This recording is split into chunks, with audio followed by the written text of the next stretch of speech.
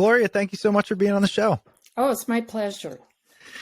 Gloria, I got to present a scenario to you that's been happening to me very often. And then you get to tell us why that happens and what we can do about it.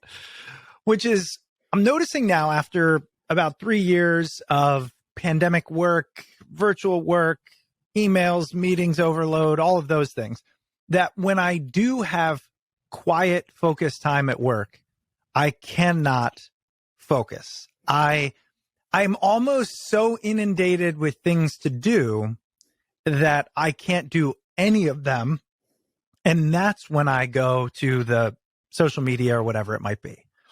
Yeah. What's happening in my brain? What's going on? So you're explaining a very common experience that people have. So, a lot of it is conditioning. And it turns out in my research that people are just about as likely to interrupt themselves as to be interrupted from something external to them, like a notification, phone call. So we find that when people have been in environments where they've had a lot of these external interruptions, they have come to interrupt themselves. We call that self-interruptions. And so it's really interesting. We have looked at our data. We've divided our data into external interruptions and self-interruptions. And when people have a period of a lot of external interruptions, and then those stop for whatever reason, people tend to self-interrupt. And so what you're doing, in this, when you're trying to have quiet, focused time, you're experiencing the repercussions of having been in environments where you've, not just that day, but for, years of your life where you've had these external interruptions. And, it's as though we're determined to have short attention spans, right? And we're just determined to do it by, keep interrupting ourselves. And it's hard to fight these urges. Let me just say one other thing. Of course. Is that people have a limited amount of mental capacity. We call that mental resources.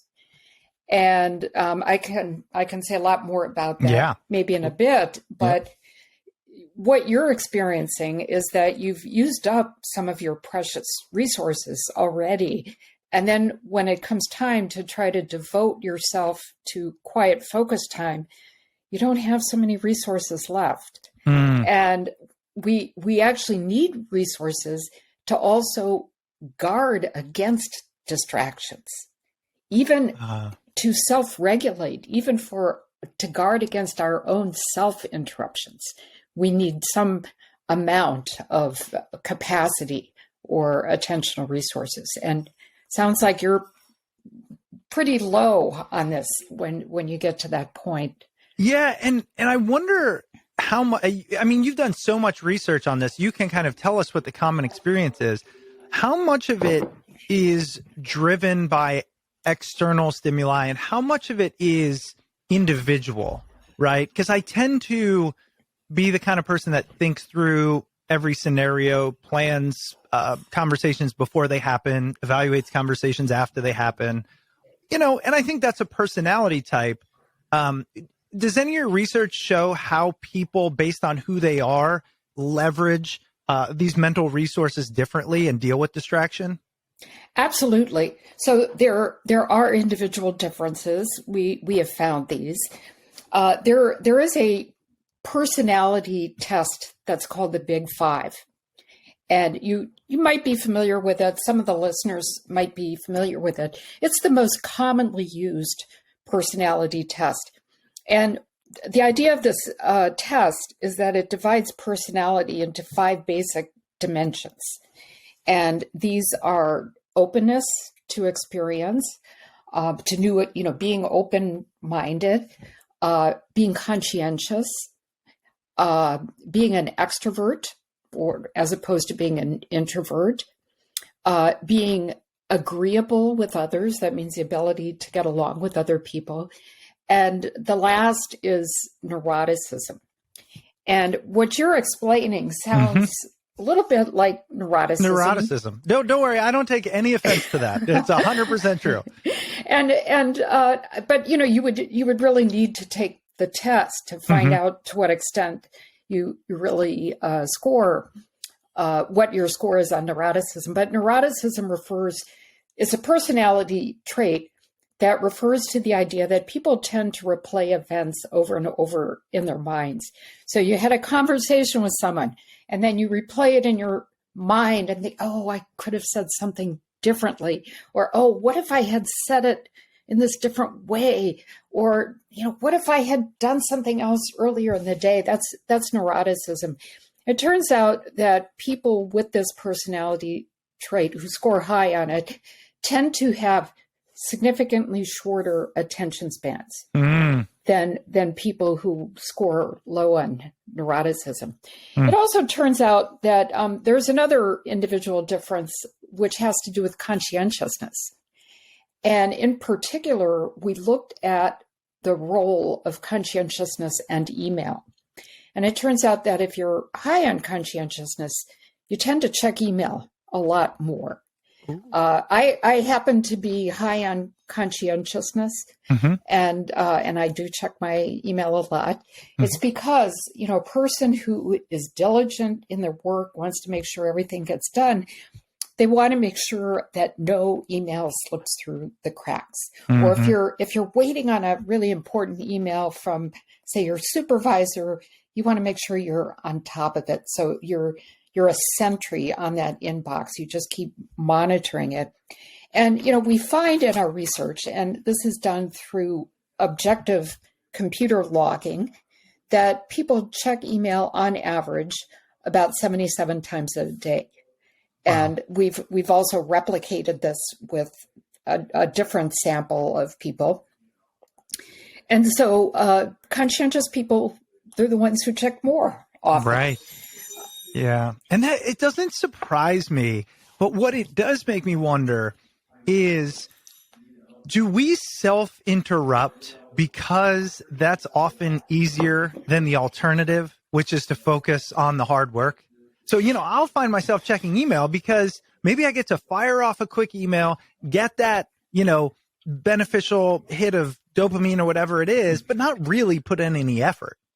Well, you're right in the sense that when we focus, it's associated with stress, right? We have to use more mental resources to concentrate, to block out distractions, and it is a stressful experience. Of course, it's rewarding when we can focus more. So you're right in the sense that it's just easier on us. It involves less cognitive resources to do easy things, and we're humans. It's in our natures to do what's easy. And so you mentioned something right there that I think is at the core of it.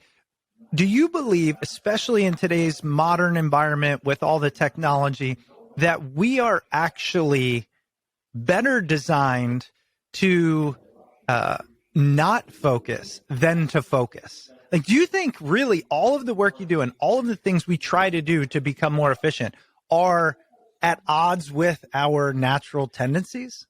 No, I would not say it's our natural tendency to not focus.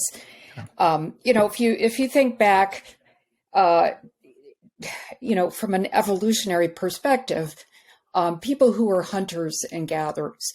So people who were gatherers had to scan the environment. They had to scan the environment looking for food, but also keeping on the lookout for predators. So people needed to use their attention. Now, you can think of our attention like a flashlight. In the case of those gatherers, imagine you're opening up that flashlight to scan a wide area with light. But you can also narrow that flashlight beam to something very focused. I think it's natural for us to keep switching that flashlight beam, right? There's sometimes when we need to scan the environment. There's sometimes when we need to be very focused. But I believe we're not good at managing that adjustment of that flashlight beam. So we're just not good. And sometimes we tend to stay in this mode of, scanning the environment, keeping that flashlight beam wide, in which case we just open ourselves up to all kinds of distractions, including from within ourselves. I like the analogy because I think that what you're defining is what I experience. Like I'll sit down at work or, at my desk and then think about it.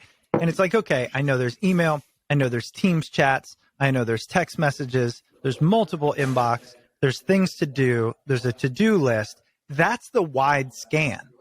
And anytime I then say, I'm going to hone in, there's almost this internal dialogue that says, I don't know what it says, but maybe honing in isn't the best thing. And so why do we struggle with that? Because we're human. And there's a number of reasons why we do. Let me bring up one. So we found in my research, we found that when people do these easy rote kinds of activities, like going on social media, surfing the web, playing some simple game that doesn't require a lot of thought, people are happiest when they do those kinds of activities, and we are drawn to doing things that make us happy. We get these, we get rewards, right? And if you're doing some activity that's putting you in a good mood, it's very hard to pull away, and it's hard to go back and do something that's effortful and that's maybe a little bit stressful and maybe something where you don't see an immediate reward in sight.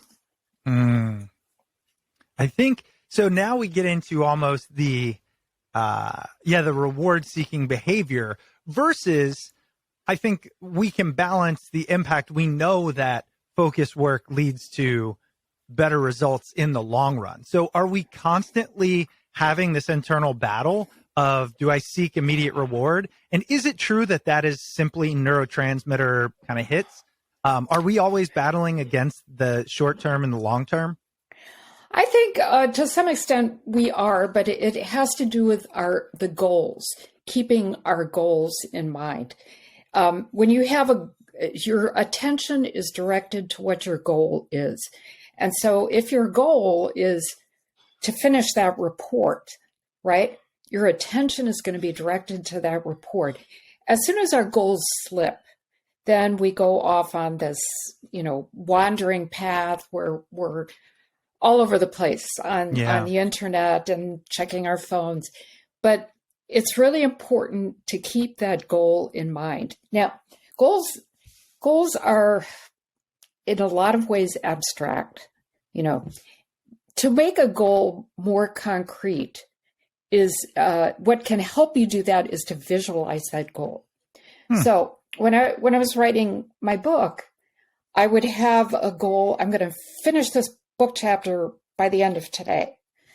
And what helped me visualize that was to actually see myself saving it and putting it in the folder of finished chapters, right? That helped make my goal much more concrete than just thinking about this abstract idea. Yeah, I'm going to finish that chapter. So if you can make your goals as concrete as possible, it's going to help you stay on track. It's going to help you fight that battle, right? You're talking about this battle between being focused and doing other things. It's going to help keep you on track to win that battle. Do you know what it is about not just a goal, but a visualized, really detailed goal that helps us with that? Is there something in our human psychology?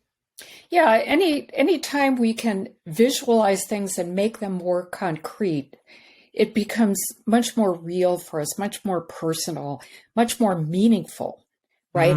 And we can remember it much better when we have a visualization to go with it. So that can help us fight off the distraction to an extent. Yes.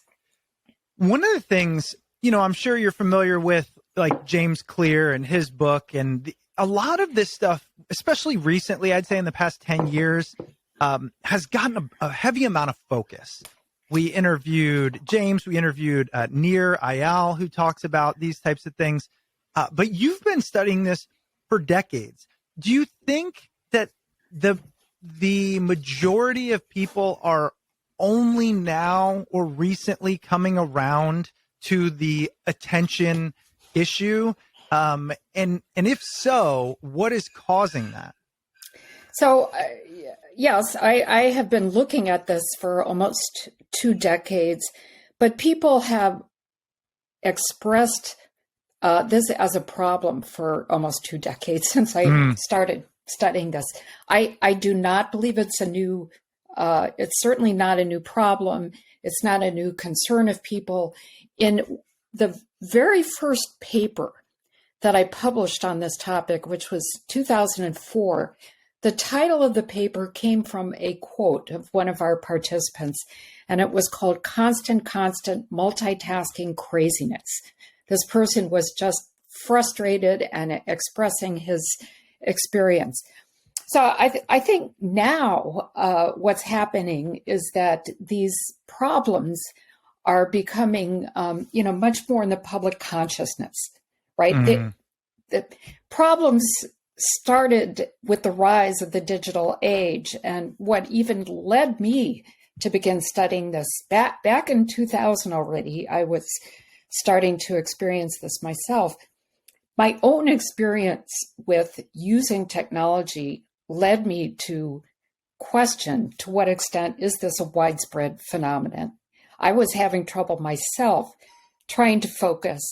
At the same time, I was also finding myself just glued to my computer. Yeah. And I was just tethered to it, but I couldn't keep my attention on any particular screen. I kept switching screens and projects. And, the problem has been around for quite a long time. Yeah, I was wondering, because I know a lot of your work focuses on technology's impact on attention span. And we hear this a lot, but because you're the expert, is it true that technology has had not just an impact, but a massive impact on our entire experience around attention, focus, productivity, our neurotransmitters? Like, is what gets touted in the media actually true behind the scenes? Yeah, it has absolutely had a massive impact. Now, let me say, in all fairness, right, to be objective about this, there are individual differences, like we talked about earlier. Some people can self-regulate, right? These are very lucky people. They're born with they're dealt a good set of cards in terms of their personality, and it's a lot easier for them to self-regulate, right? These are lucky people because they don't have to work as hard. The rest of us who weren't born so lucky do have a lot of difficulty self-regulating. It doesn't mean you're stuck with living a life of distractions. You can do something about it. It just means you have to work a little bit harder. What is the mechanism by which technology has shortened our attention span and habituated us to interruptions? So that's there's a lot of reasons behind that. Okay. And in my book, I cover 6 different reasons. One of them, we talked about personality, that there are individual differences that interact with the technology, right? We talked about if you're a conscientious person, you're going to be checking your email a lot more often. So that's an example of technology and human interaction. Another reason is just our social natures. We are social beings. We are susceptible to social dynamics. We are we trade in what's called social capital, which means we do favors for each other. We try to get resources. We give resources to other people. I will check your email because I'm expecting you're going to check mine. And this happens a lot. Social media, we, use social media to get resources. We contribute resources. Our identity is tied up with technology. So a lot of people invest an inordinate amount of time developing their identity, maintaining it. I talk about this as one of the attention traps that we experience when we use the internet. Power is wrapped up in our internet use, so we respond to people who we believe to be in a higher position of power. Think of if you have a supervisor, you're going to respond to them and be on the lookout for their information. Let me talk about another reason as well, and that's the very design of the internet itself.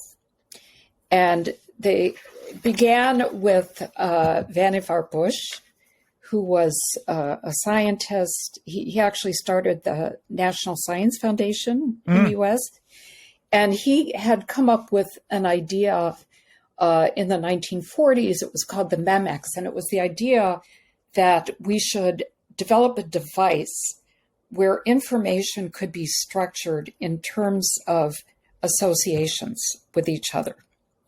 And this led to the design of the internet with its node and link structure, where concepts are associated together. You click on a link on Wikipedia, brings you to some associated web page. And this whole idea of the node and link structure of the internet maps on very well to the theory of human semantic memory, which is the idea that we associate concepts in our minds according to how they're associated with each other. When I say the word grass, you might think of the word green or bush, right? So we make associations. Now, you're on a Wikipedia page and you're reading the page and it's bringing up all kinds of associations in your mind. And then all of a sudden you see a link. You're primed to see that link, to respond to that association. You're curious, right? We're humans, we're curious. You click on that link, and before you know it, we're joyriding through the internet because it maps on so well to how humans think. So those are just two reasons. We can talk about the effect of targeted algorithms in grabbing our attention. And we can even talk about the broader media environment of film and TV as well. Yeah, well, and as we think about technology, one of the things I consider is I've got two young boys, and we'll often talk about, how long can they watch screens and all of this. And I'd love any insight you have on that. But one thing I wonder about is it actually bad for them if this is the world they're going to live in, right? So given that technology is here to stay and it's probably only getting worse and faster and more targeted to you and it's going to steal your attention more, if we just hold off on letting kids use it until later, is that actually of any benefit, or are they just going to be sucked into the same trap? So let's try our best to teach them how to use it in the first place. So I believe that we should try to constrain kids' use of technology as much as we can until they get older. And here's why. So we have a part of our brain that's called executive function.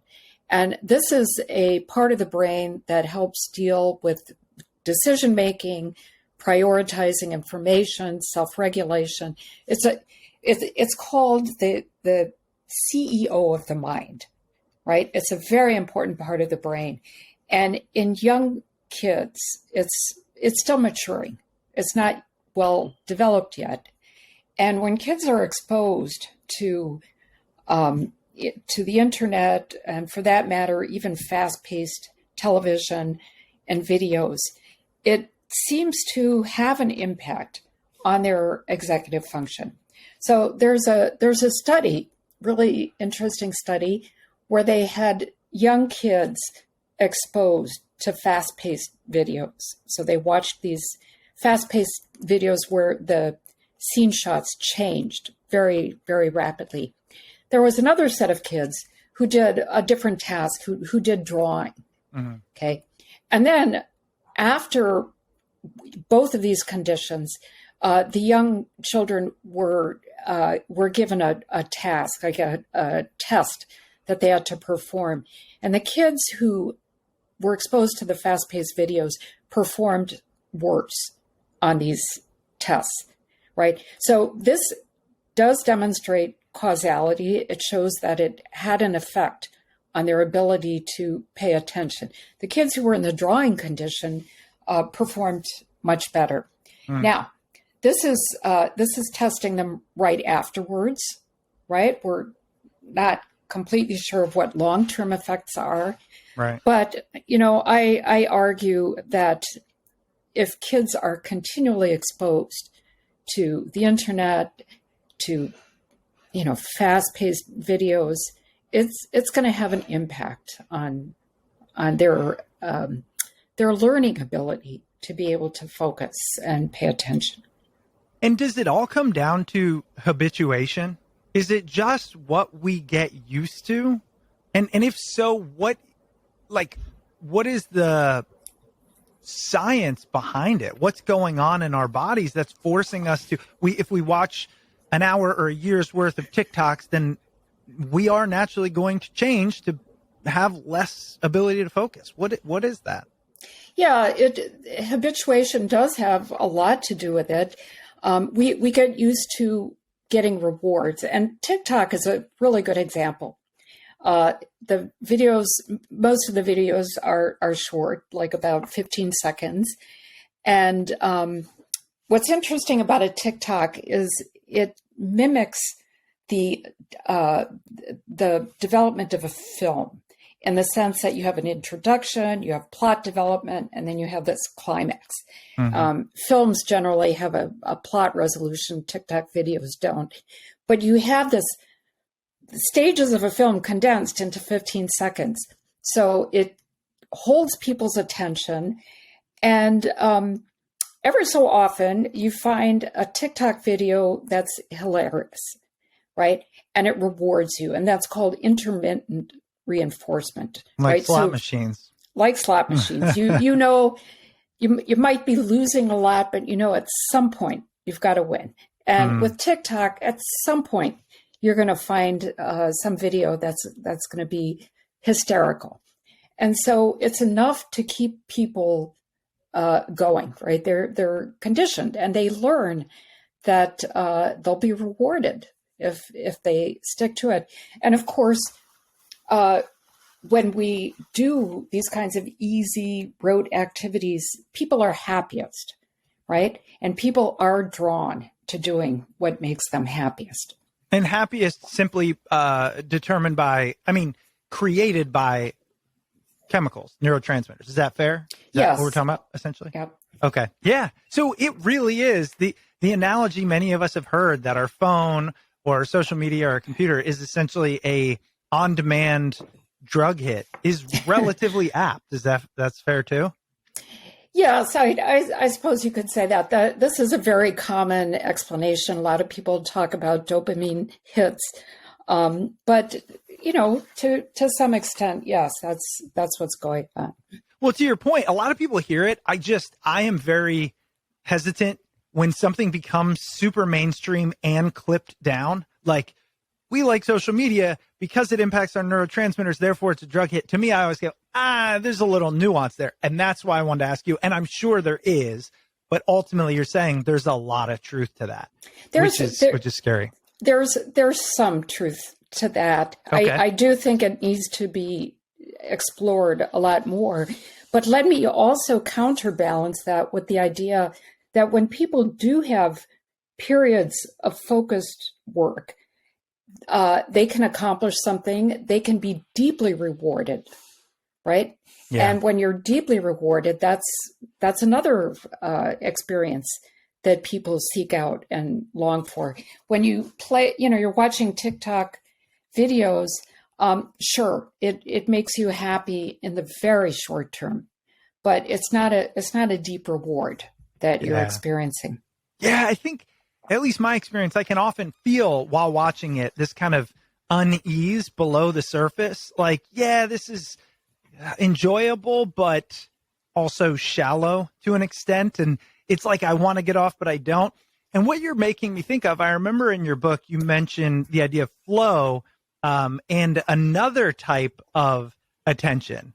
And I would love to hear your how you discern, I believe it was kinetic attention, how you discern the two and your recommendation for utilizing kinetic attention.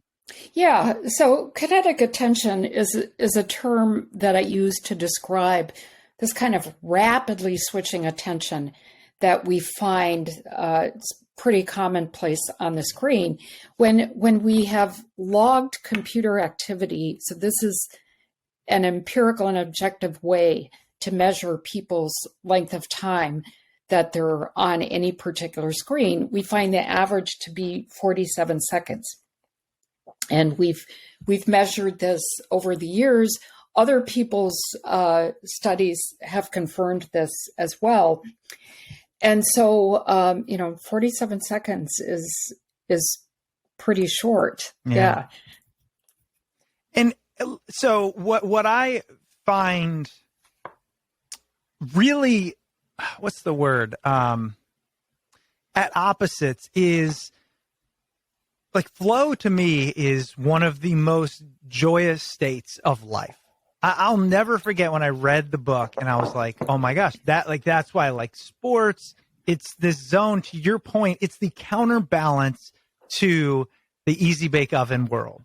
But, and you talk about this, getting into those states often takes a prolonged period of time and focused attention. And that is where the struggle lies, right? Yeah. Tell us about what the research shows about how long it takes to task switch and how we can get better at getting into these more focused states. Yeah. So focused attention is a precursor to flow, right? You need to begin by being focused on something. But I actually want to back up a bit, and I want to talk about a misconception that people have about flow. So first of all, flow does involve some kind of challenge of your skill, right? You have to use your skill in some way. I used to be an artist, and I used to get into flow quite often. I was challenged at just the right level. If you're playing sports, you're challenged. If something is too hard, let's say you're just learning how to ski, you're not going to be in flow because you're doing something that you haven't mastered the skill yet for. But if you've got the skill for it and you reach that optimal level, then you can get into a flow state. Watching Netflix is not a flow state, right? Playing TikTok or surfing the internet is not being in a flow state because there's no challenge or skill involved in it. And there's a misconception that for knowledge workers, this is the kind of work that we've been studying quite a bit. You can be a financial analyst, you can be a lawyer, you could be working in the tech industry. The nature of the work is not conducive to flow. If you're a complex coder, you're writing very complex code, yes, you could probably get into flow. If you're playing a video game, an action video game, yes, you can probably get into flow. But for most of the day-to-day work that people do, it involves focus, but not necessarily flow. And I would say if you want to get into flow, then pick up sports or pick up a hobby where you can gain a skill and be passionate about it. Right. There are a lot of ways to get into flow, but it's, it's kind of hard to do it on our devices unless, say, you compose music or do art. Yeah. Funny enough, when I think of flow in front of any screen, the few times, aside from gaming, which I think I've experienced it, which is odd, is like really complex spreadsheet work. Like when but still not the same, which leads me to believe, right, when we're talking about this difference and the specific nature of focus, to me, the answer to this question might seem obvious, but I want to ask you in case it's not. What is the negative consequence of not being great at focus? What's why do we care as much? Why should we be focused? Yeah. Well, I suppose it's possible if you're in a job where you don't need to be focused, if you're not doing knowledge work. I imagine there's probably not, too much of a disadvantage. You may not accomplish very much, but if you're not concerned about accomplishing, something, then maybe it's okay, right? Right. So it really depends on, what we expect of ourselves, what our personal goals are.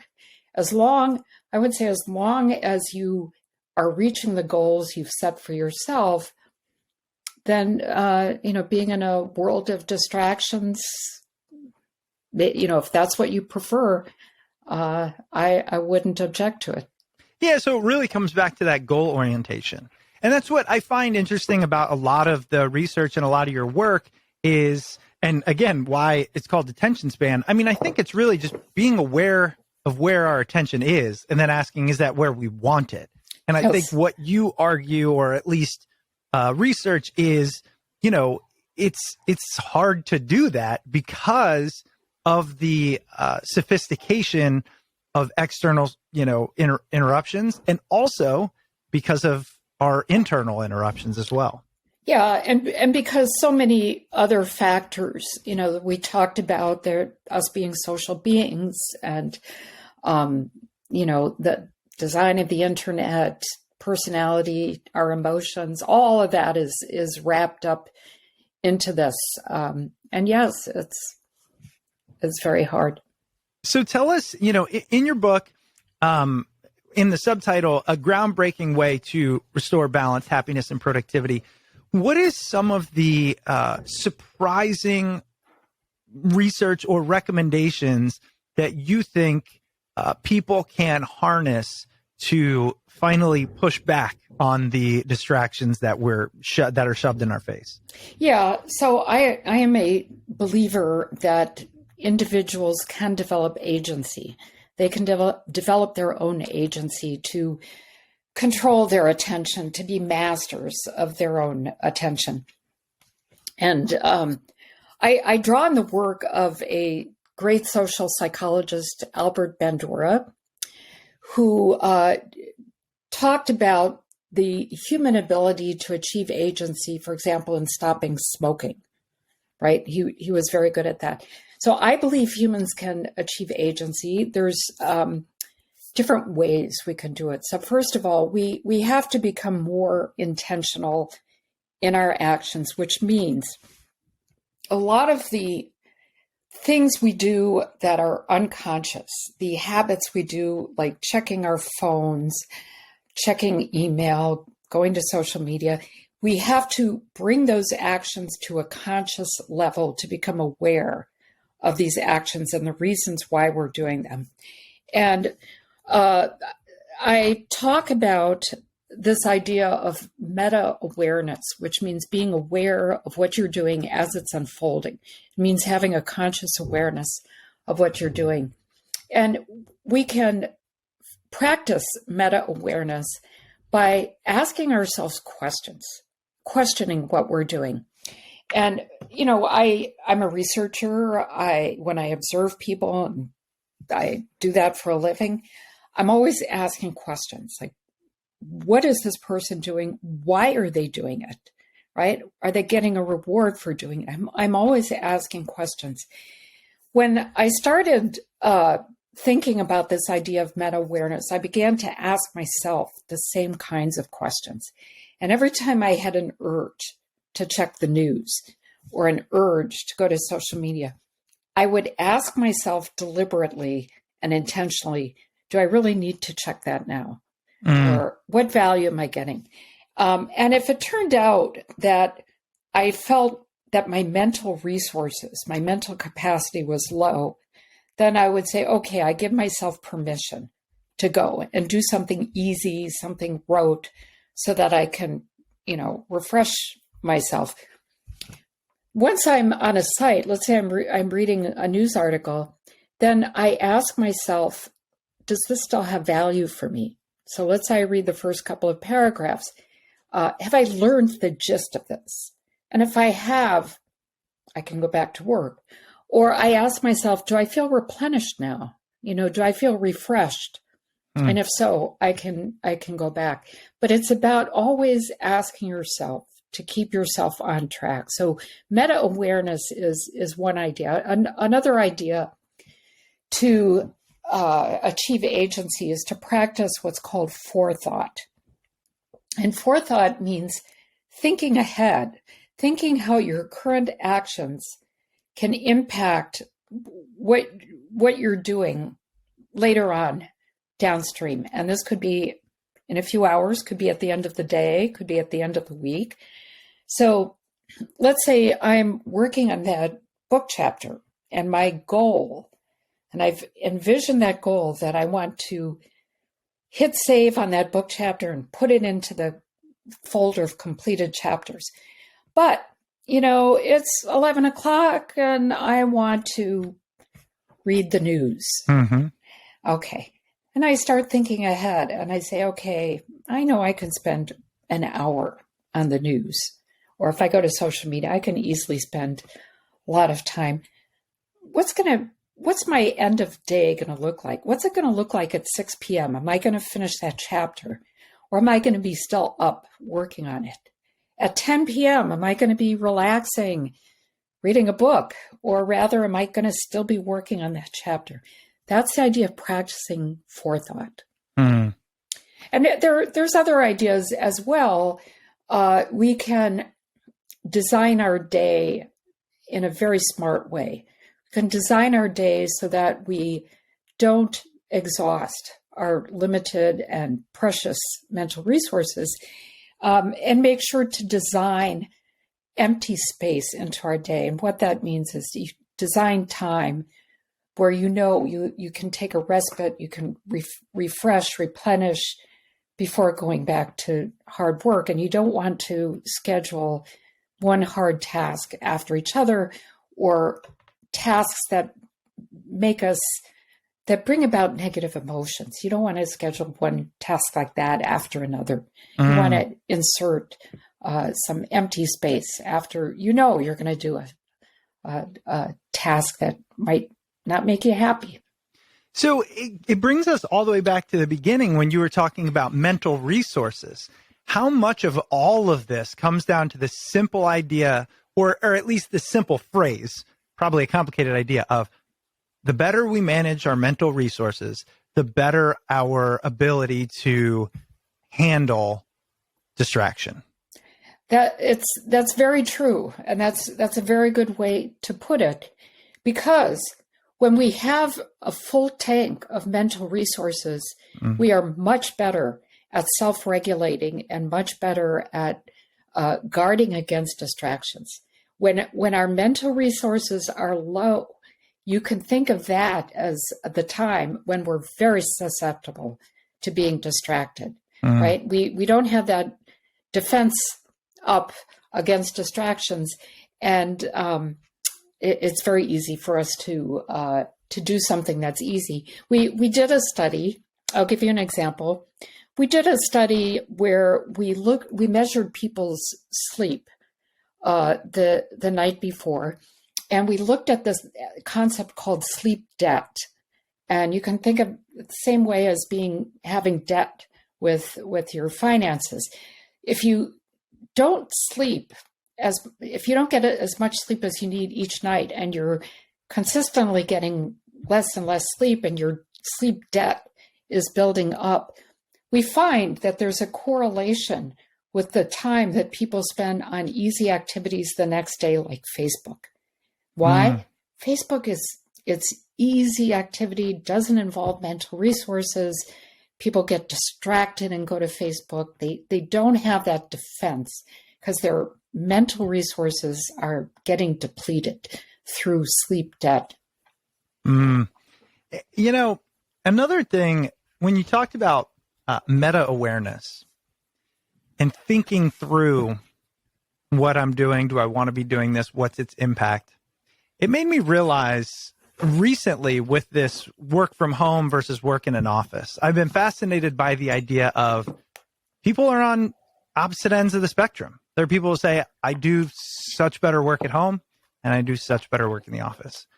And I know I do better work at home, but I've struggled to figure out why.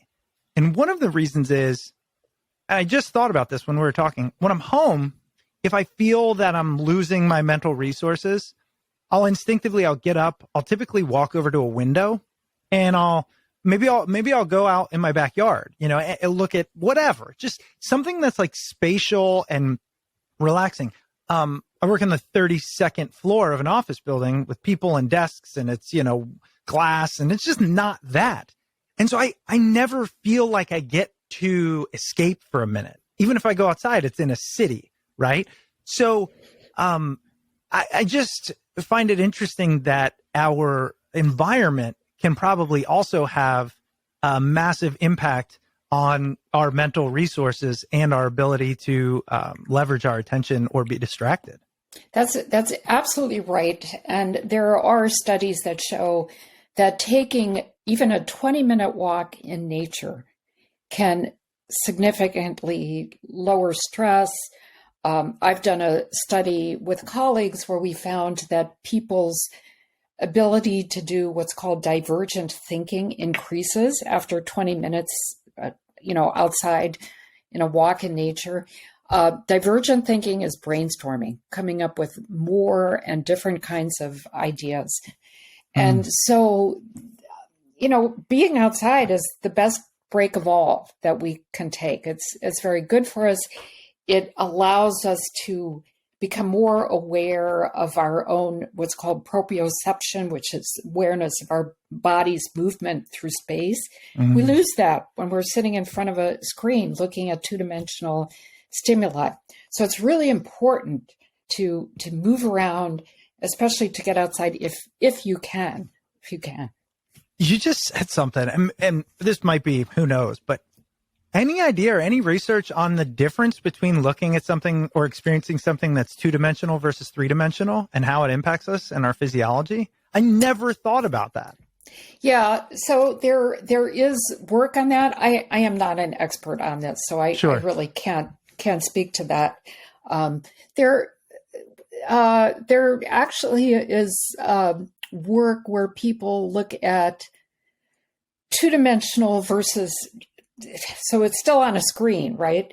So ultimately it's two dimensions, but it's whether the stimuli on the screen are three-dimensional objects or just flat two dimensions. But I am not an expert in that research. It sparked my curiosity. So another rabbit hole to go down.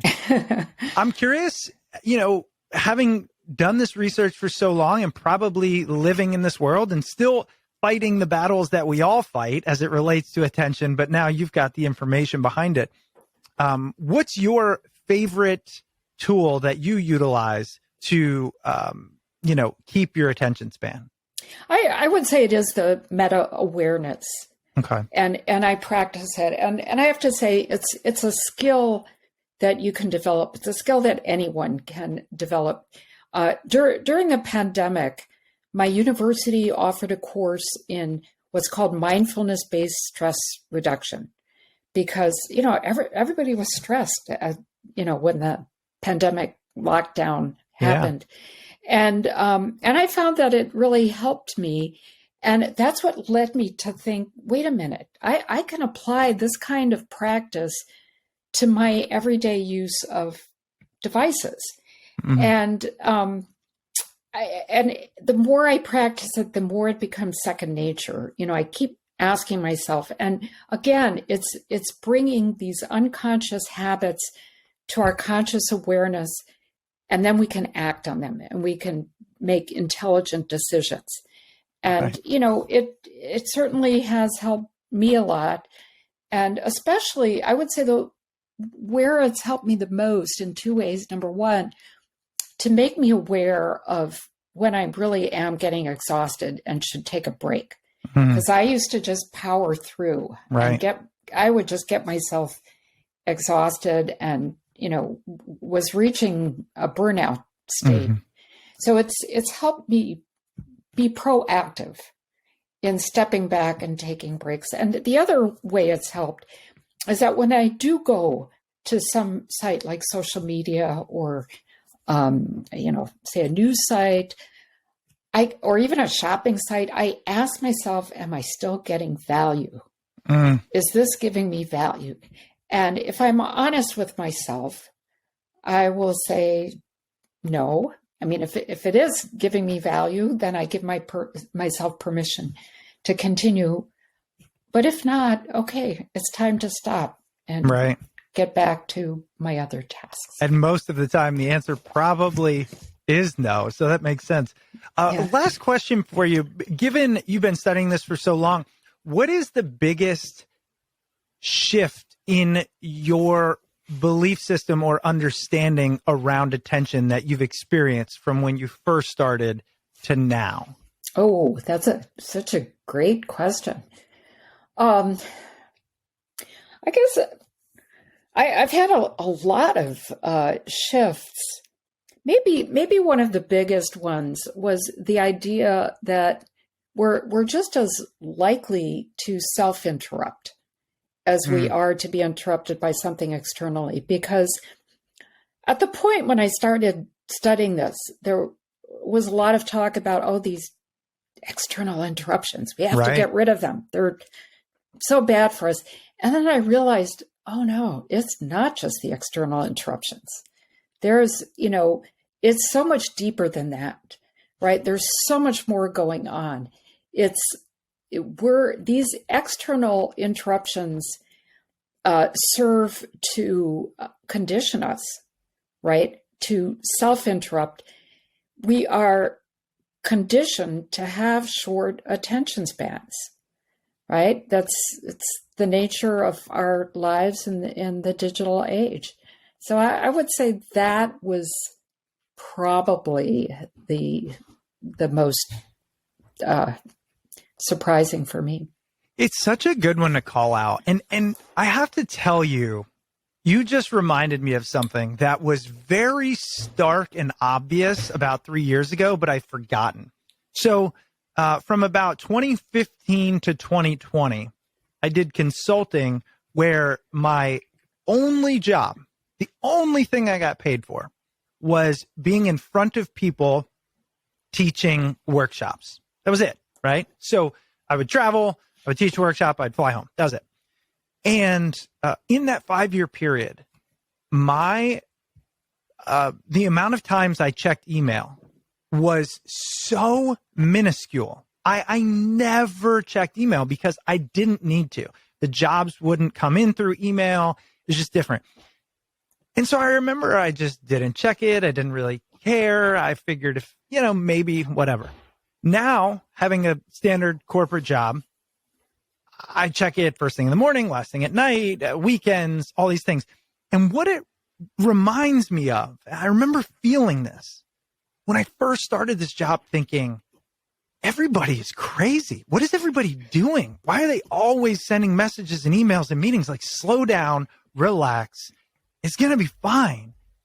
And I just thought that'll never happen to me. And here we are 3 years later, and it's me. So I say that because, number one, that is almost entirely internally driven. Yes, the environment can impact that, but you get to make a decision. And two, what it shows is you can change. This is not, I think it goes against, you can't say to me, it's just who I am. I bet you put people in different circumstances and they can do things differently.